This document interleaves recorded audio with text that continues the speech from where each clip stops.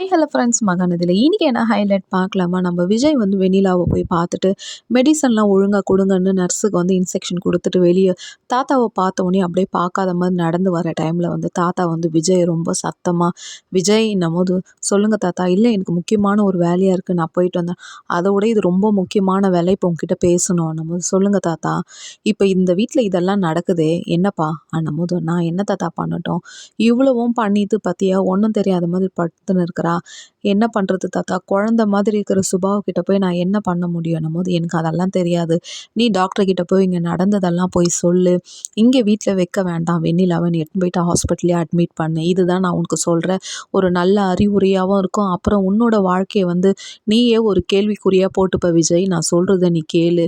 எல்லாமே நீ பண்றது கரெக்ட்டுன்னு நான் தாத்தா இவ்ளோ நாள் நான் ஜட்ஜ்மெண்ட் பண்ணப்போ, இன்னைக்கு நீ பண்றது ஏதோ தப்பு. எங்கேயோ நீ தப்பு பண்றியோன்னு என் உள் மனசு என்ன நைட்லாம் தூங்க விடாத ரொம்ப கஷ்டப்படுத்துது விஜய். வேண்டாம். நீ டாக்டர இப்பயே போய் பார்த்து, இப்பயே வெண்ணிலாவ நீ இட்டுன்னு போற வேலைய பாரு. என்னால இந்த இடத்துல ஒரு நிமிஷம் கூட வெண்ணிலாவ வச்சுன்னு என்னால இருக்க முடியாதுன்னு தாத்தா வந்து ரொம்ப கண்டிஷன் போடுறாரு விஜய் கிட்ட.